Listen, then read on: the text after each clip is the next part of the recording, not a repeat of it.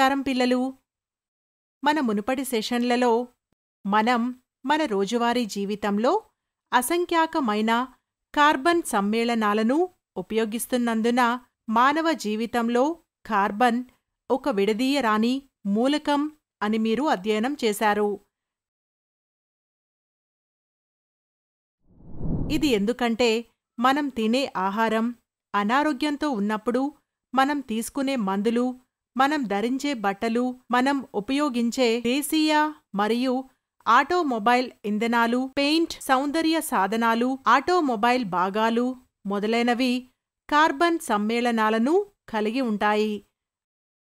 అయితే ఇవి ఎలా తయారు చేయబడ్డాయి? నేను చందన. నాతో ఈ ఉత్తేజకరమైన కొత్త అంశంపై ప్రారంభిద్దాం.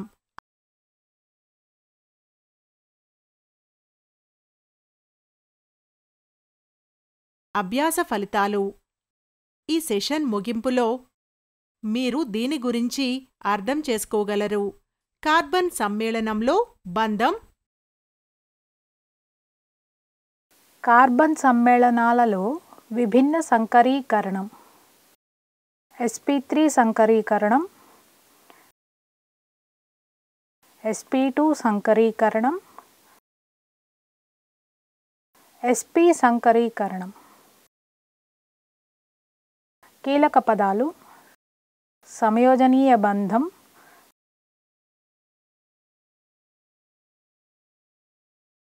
సంకరీకరణం,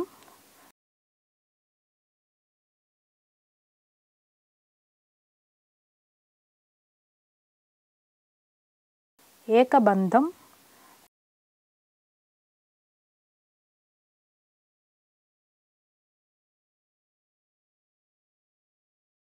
ద్విబంధం,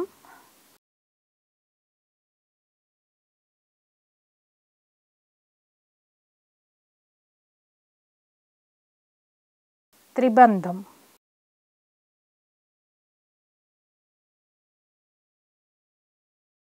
ప్రారంభించడానికి ముందు ఈ సెషన్ కోసం కాన్సెప్ట్ మ్యాప్ని చూద్దాం.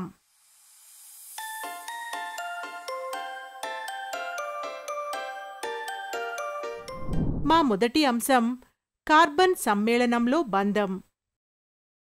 కార్బన్ అలోహ మూలకం.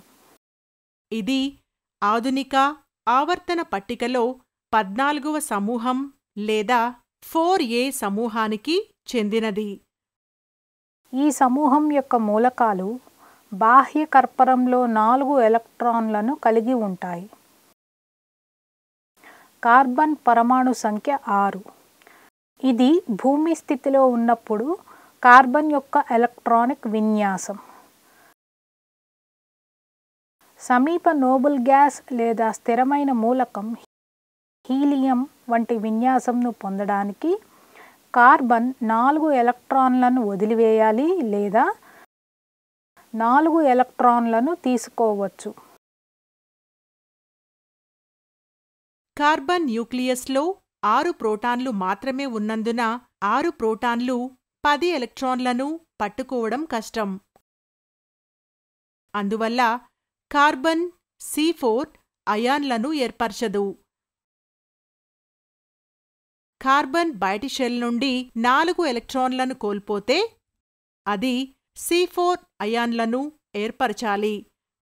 దీనికి సాధారణంగా అందుబాటులో లేని భారీ మొత్తంలో శక్తి అవసరం.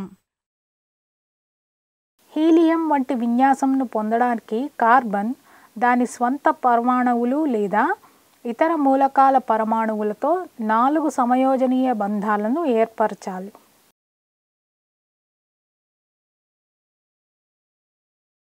కార్బన్ పరమాణువు ద్వారా బంధాలు ఏర్పడే అవకాశం క్రింది విధంగా ఉంటుంది.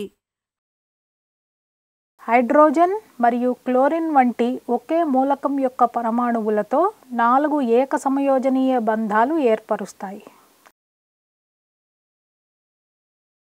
లేదా వివిధ మూలకాల పరమాణువులతో 4 ఏక సమయోజనీయ బంధాలు ఏర్పరుస్తాయి. కార్బన్ పరమాణువులు ఒక ద్విబంధం మరియు 2 ఏకబంధాలను ఏర్పరుస్తాయి.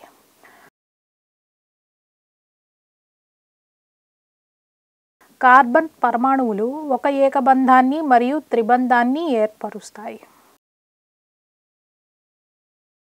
పైన పేర్కొన్న విధంగా కార్బన్ పరమాణువులు అనేక రకాలుగా బంధాలను ఎలా ఏర్పరుస్తాయి? ఇక్కడ మీరు 1s2, 2s2, 2p2 ఉన్న దాని గ్రౌండ్ స్టేట్లో కార్బన్ అణువు యొక్క ఎలక్ట్రానిక్ కాన్ఫిగరేషన్ను చూడవచ్చు. ఉత్తేజిత స్థితిలో కార్బన్ అణువు దాని 2s ఎలక్ట్రాన్లలో ఒకదాన్ని 2pకి ఇస్తుంది. ప్రతి కార్బన్ పరమాణువు జతచేయని 4 ఎలక్ట్రాన్లను కలిగి ఉంటుంది మరియు ఉత్తేజితం అయినప్పుడు అవి 4 సంయోజనీయ బంధాలను ఏర్పరుస్తాయి. కానీ ఒక ప్రశ్న ఉంది.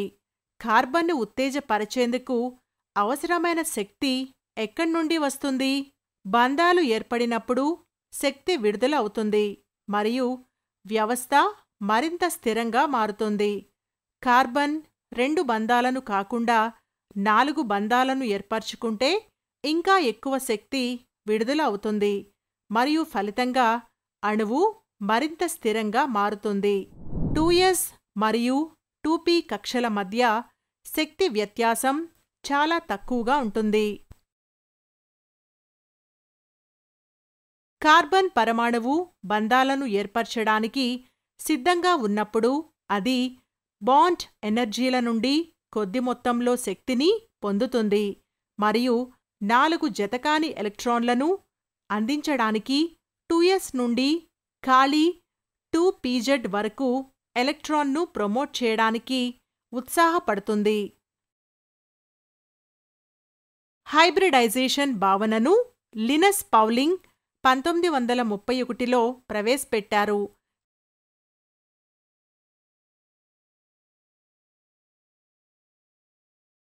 శక్తి మరియు ఆకారం వంటి ఒకే విధమైన లక్షణాలతో సమాన సంఖ్యలో కొత్త కక్షలను అందించడానికి వ్యక్తిగత పరమాణువులలో దాదాపు సమాన శక్తి కలిగిన కక్షల పునః పంపిణీని హైబ్రిడైజేషన్ అంటారు.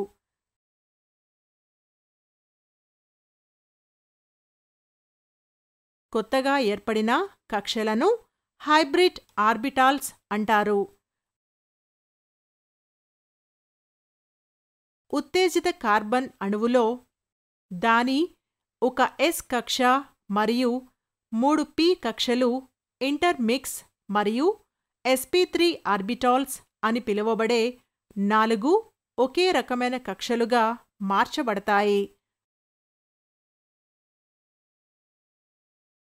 అందువలన కార్బన్ అణువు sp3 హైబ్రిడైజేషన్కు లోనవుతుంది. 4 ఎలక్ట్రాన్లు ఒకదానికి sp3 హైబ్రిడ్ ఆర్బిటాల్స్ అని పిలువబడే కొత్త 4 ఒకేలా ఉండే హైబ్రిడ్ ఆర్బిటాల్స్లోకి ప్రవేశిస్తాయి.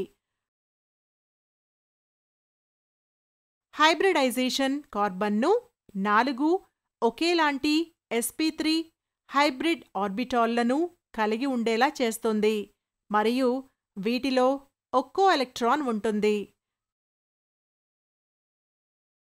కార్బన్ జతచేయని 4 ఎలక్ట్రాన్లను కలిగి ఉన్నందున ఇది 4 ఇతర అణువులతో బంధాలను ఏర్పరుస్తుంది. సంయోజనీయ బంధ సిద్ధాంతం ప్రకారం సమ్మేళనం sp3 సంకరీకరణం కలిగి ఉన్నప్పుడు నిర్మాణం టెట్రాహెడ్రాన్ అవుతుంది.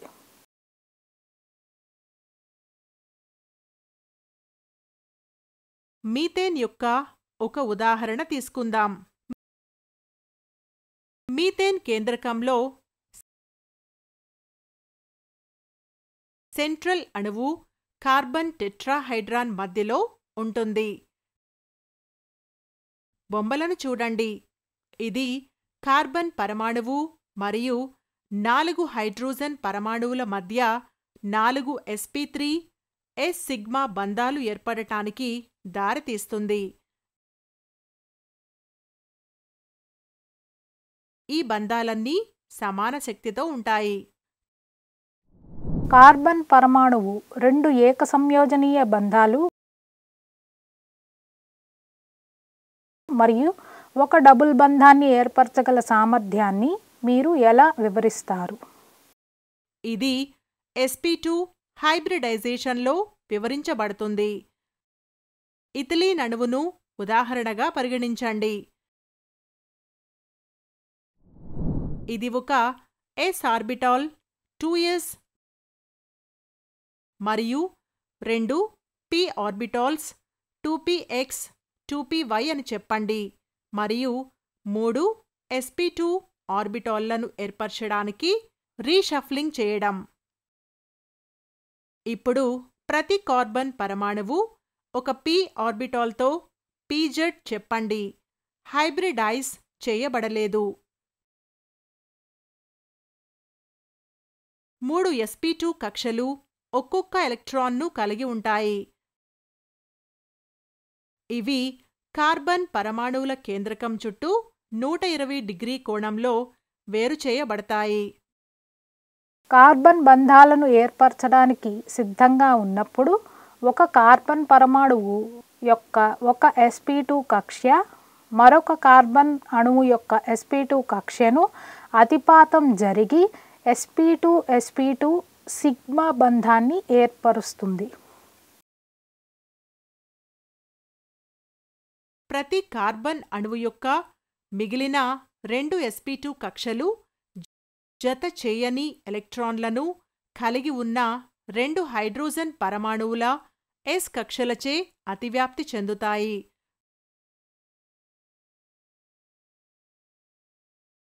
రెండు కార్బన్ పరమాణువులపై హైబ్రిడైజ్ చేయని pz కక్ష్యలు చిత్రంలో చూపిన విధంగా పార్శ్వంగా అతిపాతం చెంది పై బంధాన్ని ఏర్పరుస్తాయి. అంటే ఈథేన్ అణువులో 2 కార్బన్ పరమాణువుల మధ్య సిగ్మా బంధం మరియు పై బంధం ఉన్నాయి.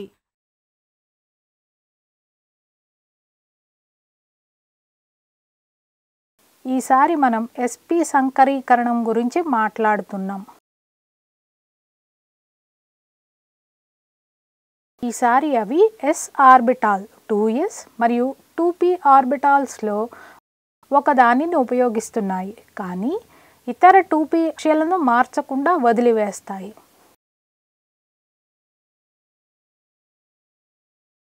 ఏర్పడిన కొత్త హైబ్రిడ్ ఆర్బిటాల్స్ను sp హైబ్రిడ్ ఆర్బిటాల్స్ అంటారు ఎందుకంటే అవి ఒక s కక్ష మరియు ఒక p కక్ష ద్వారా తమను తాము పునర్వ్యవస్థీకరిస్తాయి. ఎస్టిలీన్ను ఉదాహరణగా తీసుకుందాం. ఎసిటిలీన్ అణువులో 2 కార్బన్ పరమాణువుల మధ్య త్రిబంధం ఉంటుంది.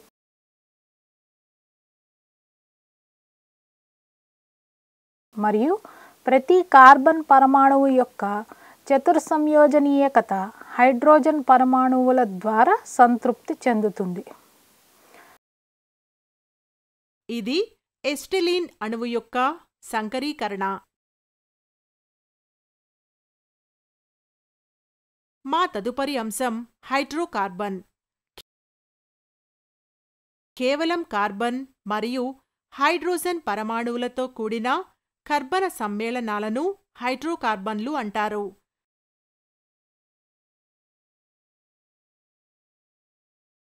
హైడ్రోకార్బన్లు ఇంకా 3 తరగతులుగా విభజింపబడ్డాయి. ఆల్కేన్లు, ఆల్కీన్లు, ఆల్కైన్లు. ఇవి హైడ్రోకార్బన్లు. ఇవి ఒకే బంధాలను మాత్రమే కలిగి ఉంటాయి. అవి సాధారణ ఫార్ములా CnH2n2 ద్వారా సూచించబడతాయి. ఇక్కడ n = 1, 2, 3.